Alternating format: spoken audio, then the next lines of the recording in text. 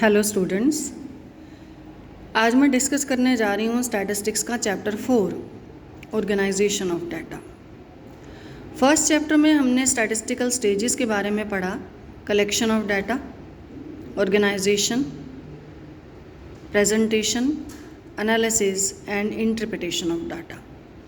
Collection of data से related हम second और थर्ड चैप्टर हम कर चुके हैं। अब नेक्स्ट चैप्टर जो है वो ऑर्गेनाइजेशन या क्लासिफिकेशन से रिलेटेड है।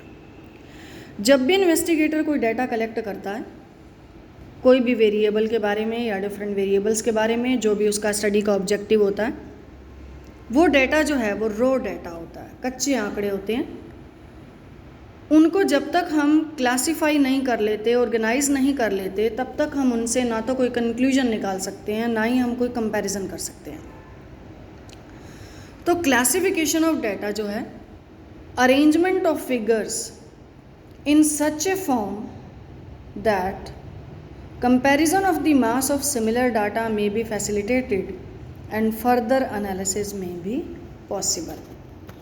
ऑर्गेनाइजेशन या क्लासिफिकेशन जो है वो फिगर्स का अरेंजमेंट इस तरीके से करता है, जो एक रॉ डाटा होता है या हीप ऑफ डाटा होता है, उनका जो क्लासिफिकेशन इस तरीके से किया जाता है कि फर्दर एनालिसिस किया जा सके या कंपैरिजन किया जा सके। तो क्लासिफिकेशन करने से डाटा जो है वो यूज़फुल हो जाता है, मीनिंगफुल हो जाता है, क्योंकि हम उससे कोई कंक्लूजन निकाल सकते हैं। What is classification? क्लासिफिकेशन है क्या? जो भी रॉ डाटा कलेक्ट किया जाता है उसे हम डिफरेंट क्लासेस या ग्रुप्स के अकॉर्डिंग डिवाइड कर देते हैं, तो उसे क्लासिफिकेशन कहते हैं। जैसे आपकी लोकेलिटी में 200 फैमिलीज़ रहती हैं, अगर उनके इनकम, एक्सपेंडिचर, एजुकेशन और रिलीजन से रिलेटेड डाटा आपने कलेक्ट किया है, तो उनको एजुकेशन, एक्सपेंडिचर, इनकम के अकॉर्डिंग डिफरेंट क्लासेस में डिवाइड कर देना, इसे ही कहते हैं क्लासिफिकेशन। हर एक डिवीज़न को क्लास कहते हैं, और जिस प्रोसेस से डाटा को डिफरेंट क्लासेस में डिवाइड किया जाता है उसे हम क्लासिफिकेशन कहते हैं। ये क्लासिफिकेशन किया जाता है according to similarity and diversity. जो सेम फीचर्स होते हैं वो एक क्लास में डाल दिए जाते हैं, डिफरेंट फीचर्स वाले अलग क्लास में डाल दिए जाते हैं। ये जो क्लासिफिकेशन है, इसके क्या ऑब्जेक्टिव्स हैं? क्लासिफिकेशन क्यों किया जाता है? मेन ऑब्जेक्टिव जो क्लासिफिकेशन का वो है, पहला, ब्रीफ और सिंपल हो जाता है इससे डाटा, और समझा जा सकता है, और कोई फर्दर एनालिसिस जो हमने करना है वो किया जा सकता है। इसके बाद है यूटिलिटी। यूज़फुलनेस बढ़ जाती है अगर हम डाटा को क्लासीफाई करते हैं, और क्लासीफाई करते हैं हम सिमिलैरिटीज़ के बेस पे या डाइवर्सिटीज़ के बेस पर, तो यूज़फुलनेस बढ़ती है डाटा की। डिस्टिंक्टिवनेस, डाटा जो है वो डिस्टिंक्ट हो जाता है, क्लियर हो जाता है, क्योंकि जो डिफरेंट कैरेक्टरिस्टिक्स हैं डाटा की वो ज़्यादा डिस्टिंक्ट मैनर में प्रेजेंट की जाती हैं, उसमें क्लासीफाई की जाती हैं। इसके बाद है कंपेरेबिलिटी, डाटा को कंपेयर करना आसान होता है, एस्टिमेटिव हो जाता है। साइंटिफिक अरेंजमेंट, एक साइंटिफिक तरीके से डाटा को अरेंज किया जाता है, एक अलग मेथड्स होते हैं डाटा को क्लासीफाई करने के, इससे उनकी विश्वसनीयता बढ़ती है, रिलायबिलिटी बढ़ती है। अट्रैक्टिव और इफ़ेक्टिव लगता है क्लासिफिकेशन ऑफ डाटा। हम जब डिफरेंट रोज़ में अलग अलग क्लास में इनको प्रेजेंट करते हैं तो अट्रैक्टिव हो जाता है। इसके बाद है characteristics of a good classification. एक अच्छा क्लासिफिकेशन जो है कैसा होता है, उसके क्या कैरेक्टरिस्टिक्स होने चाहिए, उसके क्या फीचर्स होने चाहिए। पहला है कॉम्प्रिहेंसिवनेस। जो रॉ डाटा है, रॉ डाटा जो है उसको हम जब क्लासीफाई करते हैं तो वो क्लासिफिकेशन इतना कॉम्प्रिहेंसिव होना चाहिए, इतना डिटेल्ड होना चाहिए कि हर एक आइटम जो है डाटा की किसी ना किसी ग्रुप या क्लास में आ जाए, इंक्लूड हो जाए, कोई भी आइटम रहनी नहीं चाहिए। दूसरा, क्लैरिटी। रॉ डाटा को डिफरेंट क्लासेस में डिवाइड करते हुए, क्लासीफाई करते हुए एब्सोल्युटली क्लियर होना चाहिए। किसी भी आइटम के बारे में कन्फ्यूजन नहीं होना चाहिए कि इस आइटम को हमने कौन सी क्लास या ग्रुप में इसको रखना है या इसको नहीं रखना है। तीसरा, होमोजेनिटी, सेमनेस। एक ग्रुप की सारी आइटम्स जो हैं वो सेम होनी चाहिए, वो एक दूसरे से डिफरेंट नहीं होनी चाहिए। इसके बाद है सूटेबिलिटी। जो क्लासेस का कंपोजिशन है, जो क्लासेस बनाई गई हैं, वो हमारे इन्वेस्टिगेटर के, जो भी इन्वेस्टिगेट करना चाहता है, जो इसकी इंक्वायरी है, उसके ऑब्जेक्टिव को सूट करती हैं। जैसे कि एक स्टूडेंट्स जो स्कूल के हैं, उनका अगर हमें इनकम और एक्सपेंडिचर को डिफरेंट क्लासेस में डिवाइड करना है, तो हम उनकी हाइट या वेट या मैरिटल स्टेटस के बेस पर हम डिवाइड करके क्या करेंगे? हमें तो जो हमारी स्टडी का ऑब्जेक्टिव है उसके अकॉर्डिंग जो है उनको डिफरेंट क्लासेस में डिवाइड करना है। इसके बाद है स्टेबिलिटी। कोई भी इन्वेस्टिगेशन के लिए हम जो क्लासिफिकेशन फिक्स करते हैं, वो क्लासिफिकेशन जो है उसका सेम सेट होना चाहिए। ये हर एक इन्वेस्टिगेशन में सेम ही रहना चाहिए, ये चेंज नहीं होना चाहिए। इसके बाद है इलास्टिक। क्लासिफिकेशन जो है वो इलास्टिक होना चाहिए, यानी उसमें थोड़ा बहुत चेंज की गुंजाइश होनी चाहिए कि अगर मान लो हमें थोड़ा आगे जाके कुछ और ऐड करना होता है, कुछ और हमें कोई और क्लास बनानी होती है, तो क्लासिफिकेशन के लिए स्कोप होना चाहिए चेंज का। ये डिपेंड करता है कि इंक्वायरी का पर्पस क्या है, ऑब्जेक्टिव क्या है, हमें उस चेंज की ज़रूरत भी है या नहीं। इसके बाद है बेसिस ऑफ क्लासिफिकेशन। क्लासिफिकेशन किस किस तरीके से किया जाता है? फर्स्ट नंबर है जियोग्राफिकल या स्पेटियल क्लासिफिकेशन। जो क्लासिफिकेशन जियोग्राफिकल या लोकेशनल डिफरेंसेस का बेस पर किया जाए तो उसे जियोग्राफिकल या स्पेटियल क्लासिफिकेशन कहते हैं। कोई भी डाटा, सपोज़ हमारे इंडिया में डिफरेंट स्टेट्स का पॉपुलेशन से रिलेटेड डेटा हो तो इसे जियोग्राफिकल क्लासिफिकेशन कहेंगे। या इसमें एग्जांपल दिया है number of firms producing bicycles in 2019। Punjab, Haryana और यूपी में देखिए नंबर ऑफ फर्म्स दिया है। ये जो क्लासिफिकेशन है ये प्लेस के अकॉर्डिंग क्लासिफिकेशन है, डाटा को क्लासीफाई किया गया है, इसलिए इसे जियोग्राफिकल क्लासिफिकेशन कहेंगे। सिमिलरली इसको देखिए बार डायग्राम भी बनाया गया है। इसका डायग्रामेटिक प्रेजेंटेशन जो है वो डाटा की प्रेजेंटेशन का पार्ट है। तो ये हमने किया जियोग्राफिकल क्लासिफिकेशन। आगे है क्रोनोलॉजिकल क्लासिफिकेशन। जो डाटा को क्लासीफाई हम टाइम के बेस पर करते हैं तो इसे क्रोनोलॉजिकल क्लासिफिकेशन कहते हैं। ये ईयर वाइज भी हो सकता है, मंथ वाइज भी हो सकता है, वीक वाइज भी हो सकता है, 6 मंथली भी हो सकता है।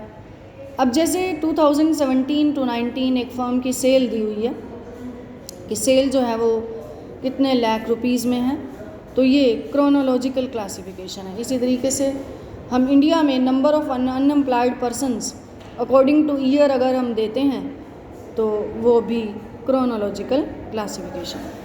आगे है क्वालिटेटिव क्लासिफिकेशन। जो भी डेटा का क्लासिफिकेशन अकॉर्डिंग टू क्वालिटीज़ होता है, अकॉर्डिंग टू एट्रीब्यूट्स होता है, विशेषताओं के आधार पर होता है, तो इसे क्वालिटेटिव क्लासिफिकेशन कहते हैं। जैसे डेटा को ऑक्यूपेशन या रिलीजन, इंटेलिजेंस के बेस पर अगर हम क्लासीफाई करें तो इसे क्वालिटेटिव क्लासिफिकेशन कहते हैं। ये क्वालिटेटिव क्लासिफिकेशन भी एक सिंपल होता है, दूसरा मैनीफोल्ड होता है। सिंपल क्लासिफिकेशन में डाटा को उसकी एग्जिस्टेंस और एब्सेंस के बेस पर या डिकोटॉमी, यानी जिसमें दो बातें हों, जैसे कि हम स्टूडेंट्स को डिवाइड करें मेल या फीमेल में, या पॉपुलेशन को डिवाइड करें हेल्दी और अनहेल्दी में, एजुकेटेड और अनएजुकेटेड में, तो इस तरीके के क्लासिफिकेशन को कहते हैं सिंपल क्लासिफिकेशन, जिसमें सिर्फ दो बातें आती हैं। दूसरा है मैनीफोल्ड क्लासिफिकेशन। जब क्लासिफिकेशन डेटा का किया जाता है उसमें एक से ज़्यादा कैरेक्टरिस्टिक्स इन्वॉल्व होती हैं तो उसे मल्टीपल क्लासिफिकेशन कहते हैं। जैसे फैक्ट्री के वर्कर्स को हम क्लासीफाई कर रहे हैं स्किल्ड और अनस्किल्ड में, फिर आगे हम और डिवीज़न कर रहे हैं लिटरेट और इलिटरेट में, और हम डिवीज़न कर रहे हैं रूरल और अर्बन में, आगे हम डिवीज़न कर रहे हैं मैरिड और अनमैरिड में। तो इसमें बहुत सारी कैरेक्टरिस्टिक्स आ जाती हैं जिसे हम कहते हैं मैनीफोल्ड क्लासिफिकेशन। तो क्वालिटेटिव क्लासिफिकेशन सिंपल भी हो सकता है और मैनीफोल्ड भी हो सकता है। सिंपल डिकोटॉमी के बेस पर होता है, दो बातें आती हैं इसमें सिर्फ, और मैनीफोल्ड में बहुत सारी कैरेक्टरिस्टिक्स आती हैं, एक से ज़्यादा, मतलब जितनी भी आती हैं, चाहे 2 आएँ, 3 आएँ, 4 आएँ, तो इसे मैनीफोल्ड क्लासिफिकेशन कहेंगे। नेक्स्ट है क्वांटिटेटिव या न्यूमेरिकल क्लासिफिकेशन। अगर हम डेटा को न्यूमेरिकल वैल्यूज़ के बेस पर क्लासीफाई करते हैं तो इसे हम क्वांटिटेटिव या न्यूमेरिकल क्लासिफिकेशन कहते हैं। जैसे हमने मीन मीडियन मोड करा, उसमें हमने सीरीज़ बनाई, कॉन्टिन्यूस सीरीज़। जो क्लासिफिकेशन था वो क्वांटिटेटिव या न्यूमेरिकल वैल्यूज़ पर बेस्ड था। जैसे मार्क्स का सीरीज़ लेते हैं 0 to 10, 10 to 20, 20 to 30, ये क्वांटिटेटिव क्लासिफिकेशन है। इसमें वैल्यूज़ की एक रेंज एज्यूम कर ली जाती है और हर एक क्लास या सेट ऑफ डेटा को बनाया जाता है और उसके अकॉर्डिंग जो है वो फ्रीक्वेंसी यानी डाटा को प्रेजेंट किया जाता है। जैसे कि स्मॉल स्केल फर्म्स का एनुअल प्रॉफिट के बेस पर नंबर ऑफ फर्म्स दी हुई हैं। एनुअल प्रॉफिट 0 से लेके 1 लाख और 1 लाख से 2 लाख जितना भी है, फिर आगे नंबर ऑफ फर्म्स दी हुई हैं। इस तरीके के क्लासिफिकेशन को कहते हैं क्वांटिटेटिव क्लासिफिकेशन या न्यूमेरिकल क्लासिफिकेशन। अब क्वांटिटेटिव क्लासिफिकेशन करने से पहले हम कुछ एक कंसेप्ट्स के बारे में करेंगे। तो पहला कंसेप्ट है कंसेप्ट ऑफ वेरिएबल। वेरिएबल क्या होता है? वेरिएबल मैं बहुत बार बात करती हूँ कि वो कैरेक्टरिस्टिक, वो फिनोमिनन जो मापा जा सकता है, which is capable of being measured and changes it's value over time, जिसकी वैल्यू टाइम के साथ चेंज होती रहती है और जिसे मापा जा सकता है उसे हम वेरिएबल कहेंगे।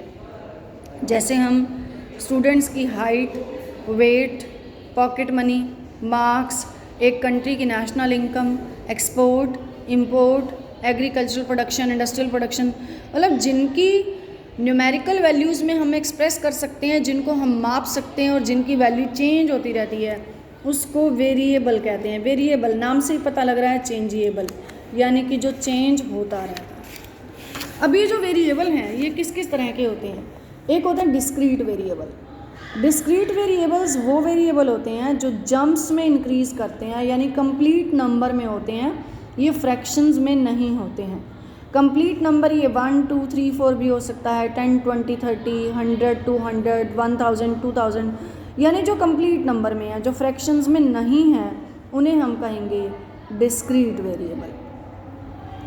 दूसरा होता है कॉन्टिन्यूस वेरिएबल।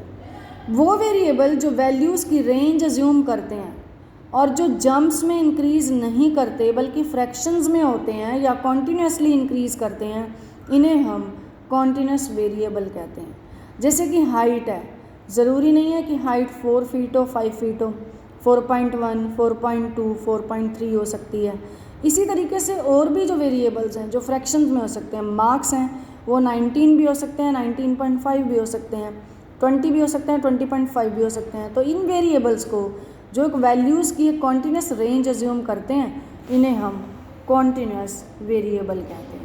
तो वेरिएबल हुए डिस्क्रीट वेरिएबल और कॉन्टिन्यूस वेरिएबल। इसके बाद है रॉ डाटा। रॉ डाटा का मतलब है कि एक mass of data in its crude form, कच्चे आंकड़े बोलते हैं। जब इन्वेस्टिगेटर डाटा कलेक्ट करता है या करवाता है डिफरेंट आइटम से related, that is just heap of data, जब तक कि हम उनको क्लासीफाई ना करें, उनको डिफरेंट ग्रुप्स में इंक्लूड ना करें।